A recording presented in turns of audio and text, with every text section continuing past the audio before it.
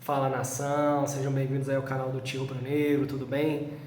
Bom, ontem eu fiz o pré-jogo, né, dessa partida e eu havia falado, né, que um empate ou até uma vitória por 1-0 ou 2-1 seria um ótimo resultado para o Flamengo, né? Mas ontem o empate para mim ficou um gostinho amargo.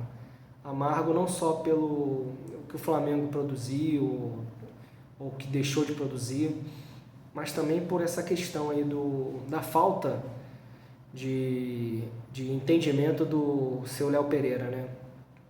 Primeiro que no primeiro tempo ele errou uma bola ali, um tempo de bola que não se pode errar, numa final, né? A gente tem aí, a torcida flamenguista tem um pouquinho de trauma e de falhas em finais, né?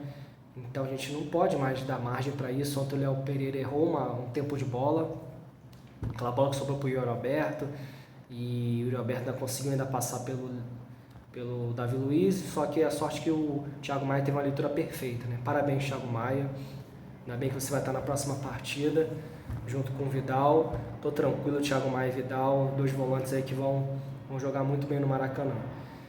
E no segundo tempo deu margem, acho que o erro maior não foi nem também do Léo Moura, ou melhor, Léo Pereira, né? Nem foi do Léo Pereira, acho que o primeiro erro foi deixar cruzar a bola.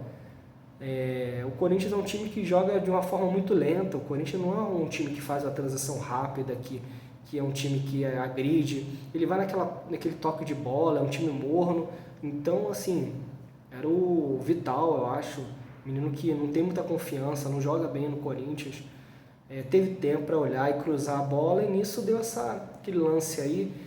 Esse lance, gente, foi um lance que todo corintiano queria. Era um lance para mascarar toda a fragilidade do Corinthians. Hoje o assunto foi só sobre o pênalti, ou possível pênalti, ou não pênalti, ou o que deveria ser, mas ninguém falou que o Flamengo chutou mais vezes ao gol, que o Flamengo dominou o jogo, ninguém falou que, assim, 45 minutos, escanteio a favor do Flamengo e cai a luz lá no estádio de Itaquera, um estádio que é um estádio caríssimo. Então ninguém comentou sobre isso, sobre essa possível queda de luz. Eu vi só num jogo aberto aí um comentarista lá de Minas, né, que ele não perdeu a chance, né, de dar uma cutucada. Então, assim, acabou mascarando essas situações aí que aconteceram durante a partida, né? E todo mundo sabe que aquilo ali foi mandado, né? Apagar aquela luz ali para poder dar uma esfriada no jogo. Eles contarem de repente com mais 10 minutos de acréscimo, 12 minutos, só que o árbitro foi muito inteligente na hora e falou, olha, eu vou contar só mais 3 e mais 2 que já estava já e acabou. Então, esse erro do Léo Pereira de não ter tirado o braço, já no momento do lance já tinha que ter ficado com o braço para trás. A gente ficou à mercê do VAR, né? À mercê da regra. E a regra no Brasil hoje é uma coisa, amanhã é outra. Por que o flamenguista chora também, mas às vezes eles também não ligam para isso? Porque contra o Atlético Paranaense, imprensa paulista, o Léo Pereira foi puxado dentro da área no Maracanã e não foi marcado o pênalti. Mas quando o Arrascaeta fez a falta, todo mundo queria que o Arrascaeta fosse expulso. O Davi Luiz foi expulso, porque xingou o juiz no primeiro lance. Então, assim, a arbitragem no Brasil é confusa. E seria mais confusa ainda se não tivesse o VAR. Porque eu acompanhei muitos anos de futebol sem o VAR. E eu vi o Corinthians ganhar muitos títulos aí com essa questão do pênalti, jogadas duvidosas, e eles não falavam nada disso, né? O Flamengo também foi beneficiado em 2014, o Marcelo Araújo estava em impedimento e acabou dando título carioca ao Flamengo, mas é um erro que acontece para os dois lados. Então ontem o Léo Pereira dando essa chance para a arbitragem confusa que é no Brasil, acabou deixando um título à mercê de uma revisão que poderia sair um pênalti, mas também o Santos poderia pegar, o sim não existe.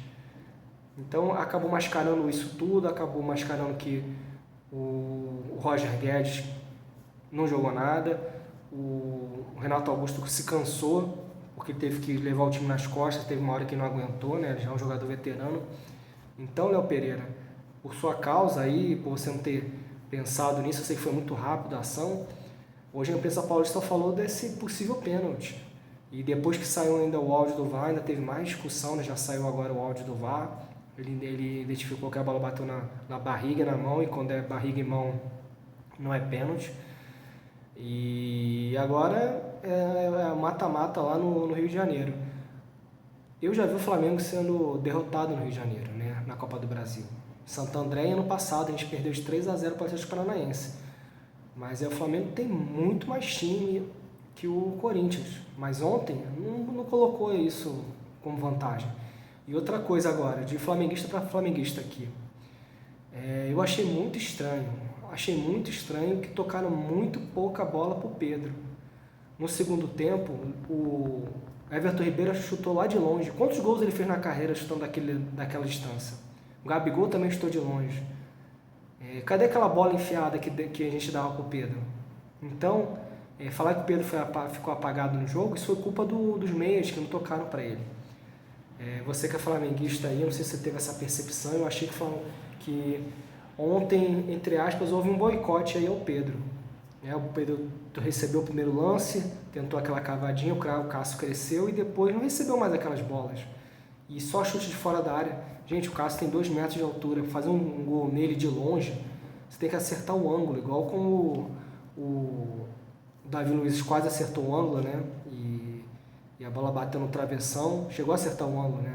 Bateu no ângulo da trave. Então tem que ser impecável para fazer gol de fora da área no Cássio. E eu vi pouca bola tocada pro Pedro. Só lembro daquele primeiro tempo e eu não vi Gabigol cruzando pro Pedro, não vi o Everton Ribeiro tocando pro Pedro. Eu achei que rolou um boicote com o Pedro. Não sei, pode ser impressão minha, mas achei que ontem o pessoal não estava... Parece que cada um queria fazer o seu nome na final e o time não foi um time que jogou pelo grupo, né? Como a gente já tinha visto em outros momentos. Isso é preocupante, porque esse é o time das Copas. Na quarta-feira passada, o time das Copas também empatou em 0-0 contra o Inter. E anteriormente, o time das Copas perdeu para o Fluminense, ou seja, esse time está 3 jogos sem vencer, 2 empates e 1 derrota. E o time que joga o Brasileiro, né, que é aquela mescla, venceu o Bragantino e o Cuiabá. Então eu fico um pouco preocupado com esse time das Copas aí, que é o time que vai jogar a Copa Libertadores e quarta. O Flamengo continua favorito, o Maracanã vai estar lindo, lotado, e eu espero que o Flamengo possa fazer valer o mando de campo e conseguir o resultado. Consiga, no tempo normal aí, uma diferença de 1 gol, 2 gols, para a gente ficar mais tranquilo. E que melhore nessa questão do posicionamento. Saudações brunegras, aquele abraço. E agora não há mais o que falar, apenas esperar aí por esse grande duelo da quarta-feira que vem. E a gente tem que ganhar.